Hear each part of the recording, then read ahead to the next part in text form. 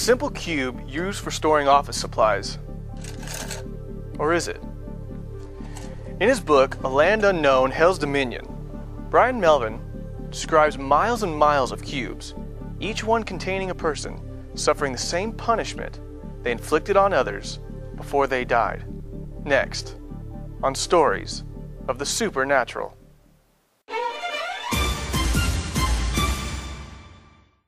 In 1980, I was a rough and ready kind of a guy.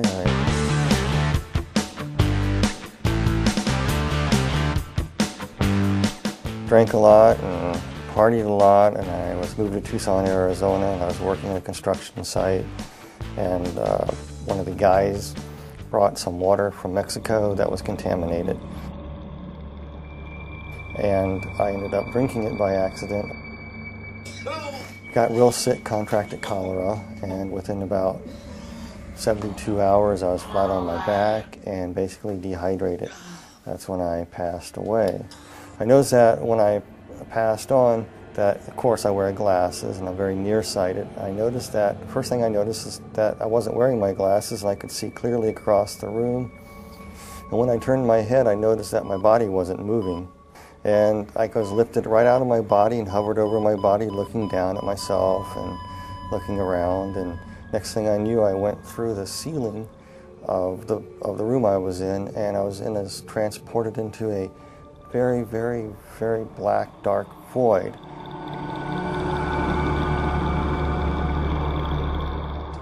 I could hear like somebody speaking to me, like telepathy.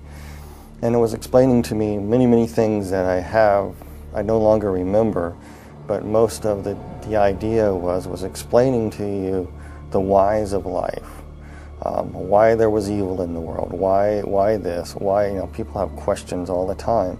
These were being answered to you as you were being transported to this light.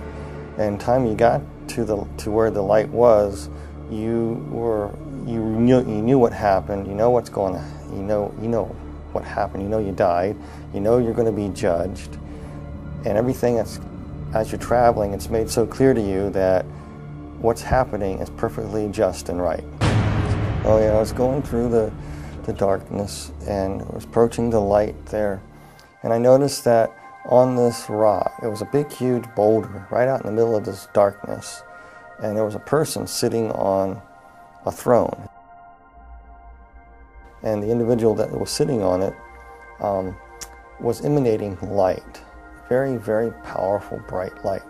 And there was a love and compassion too, but also a firmness and fairness emanating from this person. And I'm going, who is this?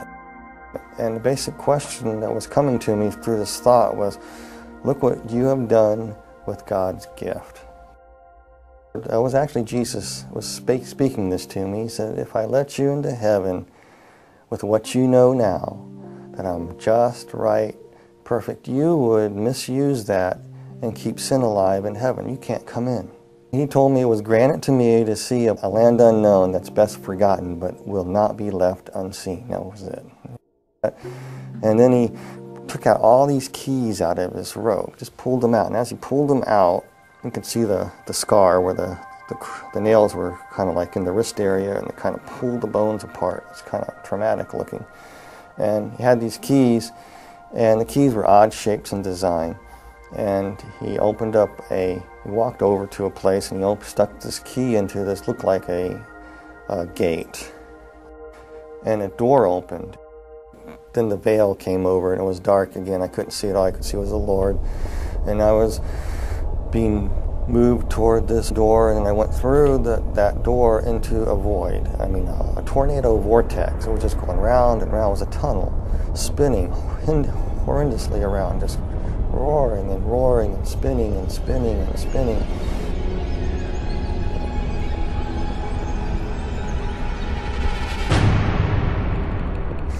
And it smelled horrible. I could hear these screeches and noises and sirens. The most thing that I remember the most was slurping noises and screams, and you could feel heat, really hot heat. The next thing you know, I was falling through the sky. It looked like the sky, and I hit the ground.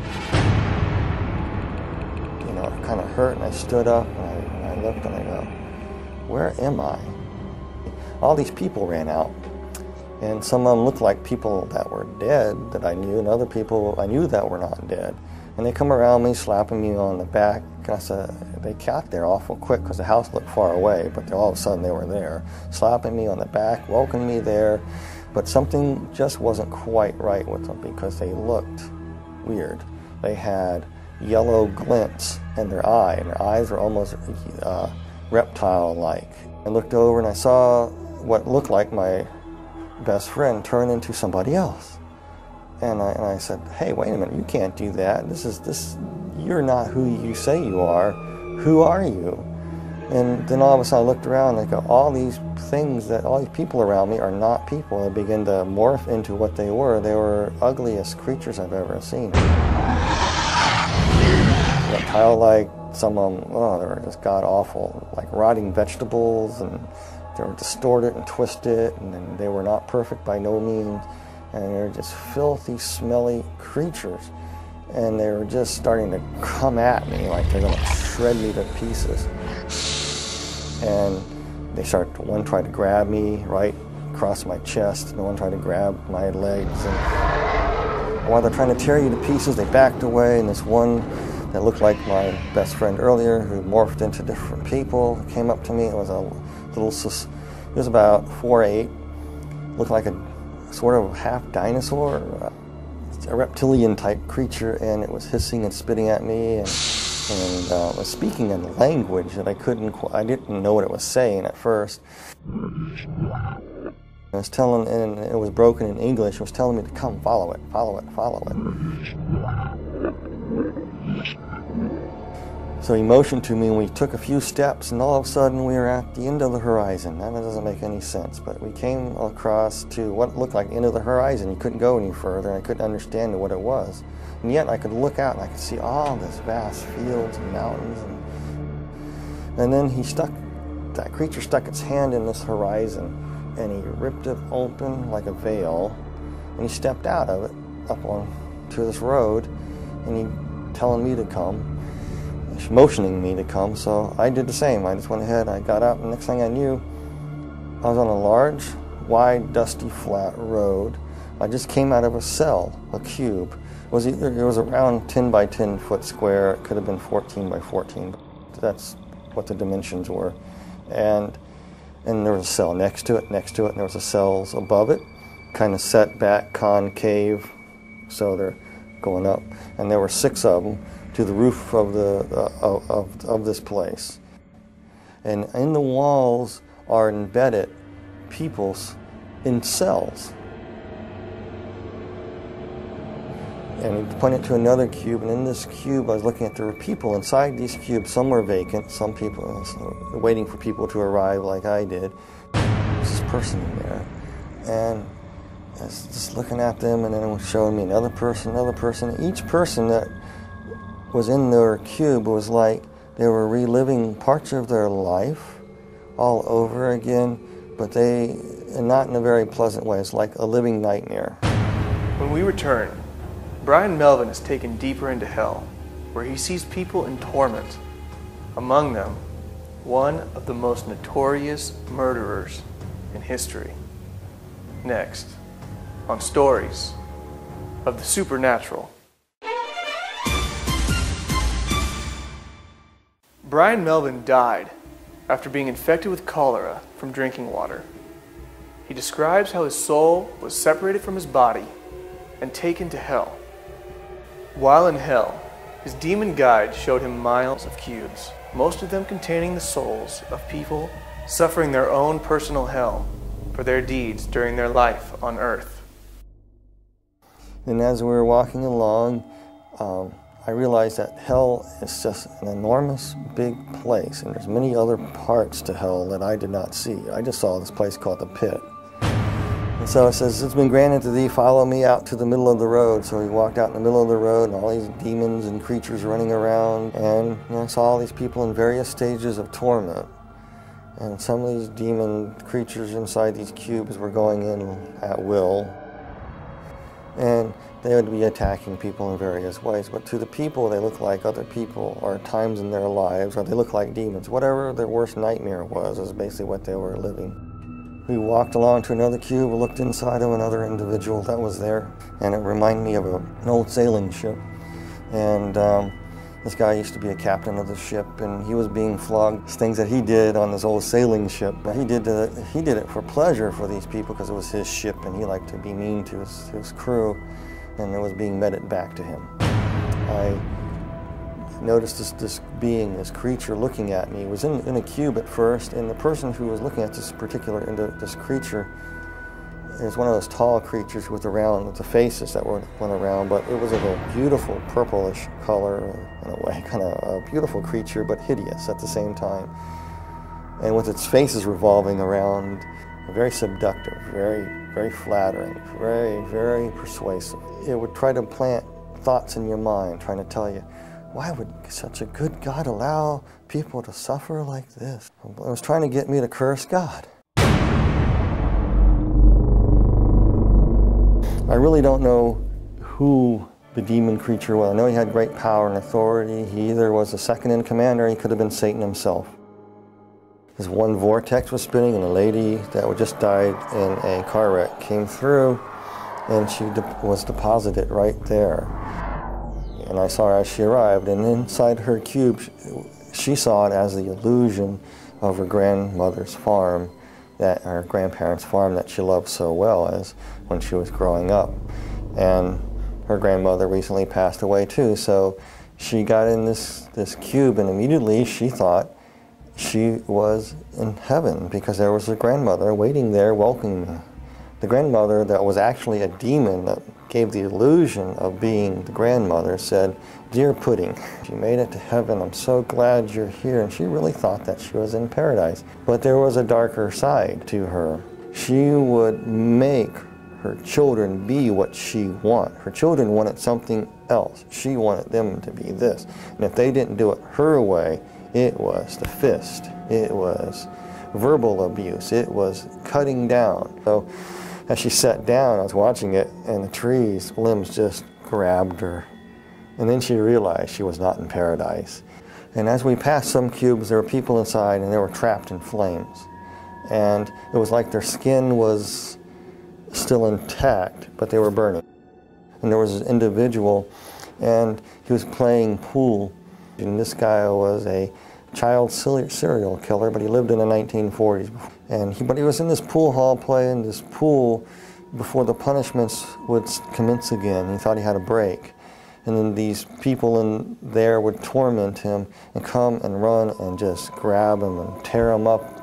And out of the sky I could see this big demon coming down. It reminds me of a snake. He just gobbled him and swallowed him. Then all these other little demons came up and said, you know, that's no fair. We didn't have our chance with him yet. Regurgitated him back up. He was whole. I know this sounds really bizarre, but that's what happened. Then all the other little demons, little teeny things, about 1 foot, 3 foot tall, just jumped on him. And he was powerless. And they were beating him and clawing him.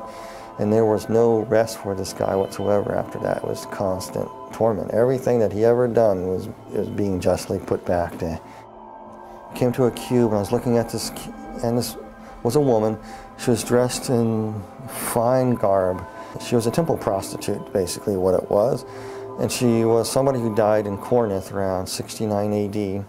For a price, she would have a newborn son. For some reason, their religion was some strange thing. When you have a newborn son, you can offer it into a statue, and there's flames underneath the statue. You put the baby on the statue, and basically the baby would be cooked. And here she is in this temple. There was no let up to her torment. It was almost like all the little babies that she burned that were hers and other people's were tormenting her, mocking her, pouncing on her, just crawling and tearing her up. And she just screamed, and I had to turn away and walk.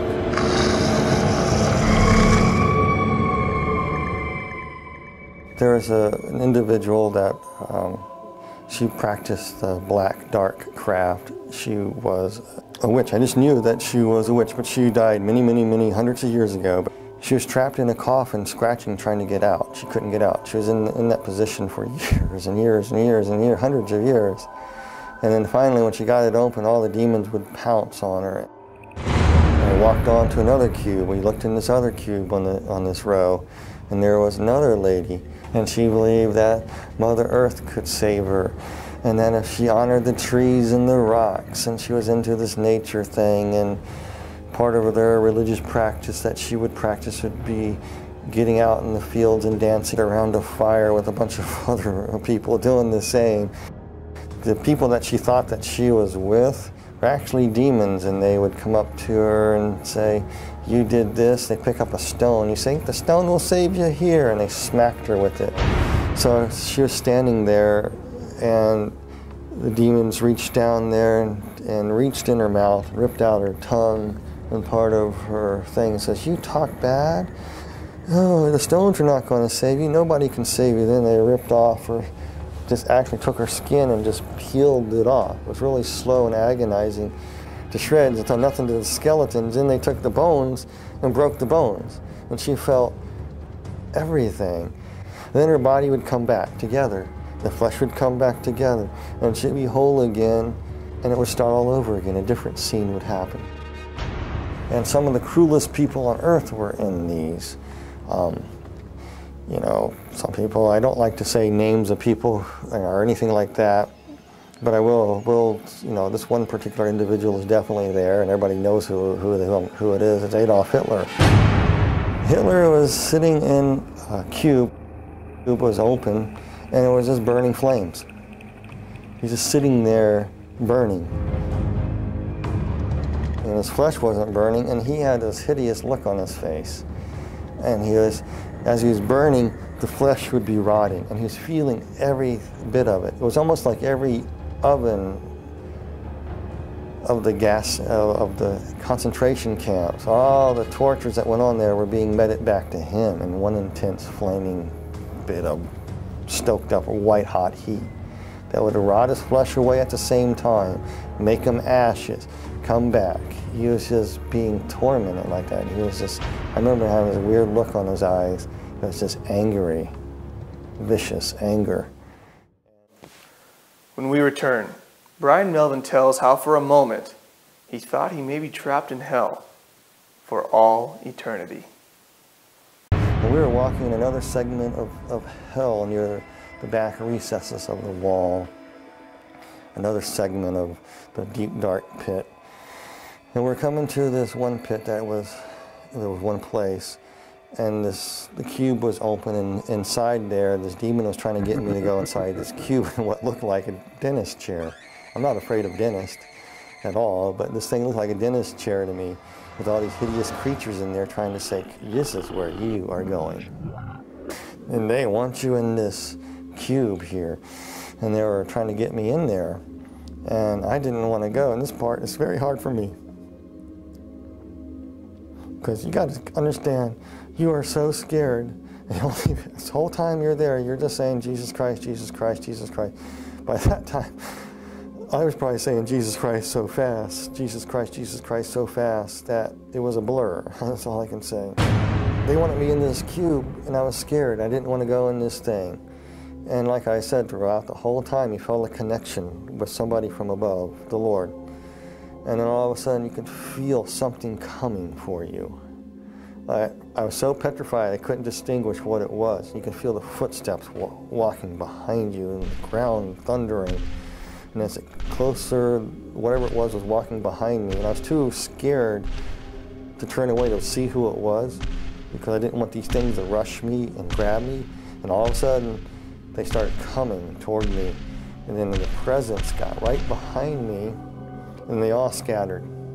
And that purplish, big, tall, demonic creature, the regal creature, kind of backed slightly away and kind of bowed and kind of walked out, just kind of slithered on into the mist, into the darkness of hell. And the Lord was carrying me up.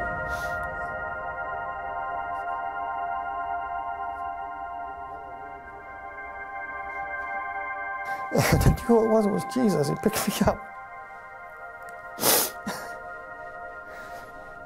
This part I remember, though, so so clearly. He just picked me up in his arms, and I could see where they crucified him. As he's holding me, his bones are pulled apart. He's saying, you pulled apart my bones. And he carried me. And kind of floated through the air and went through the center of the bottomless pit. I went straight up. I remember bits and pieces of being taken to a hospital and waking up in a hospital room. And nurses poking me. And when I woke up out of this thing trying to breathe, I grabbed the doctor and said, I'm not in a cube, am I? I better not be in a cube. And the doctor says, no, you're in a hospital. And from it, I was no longer an atheist. There was a God, there is a heaven, and there is a hell.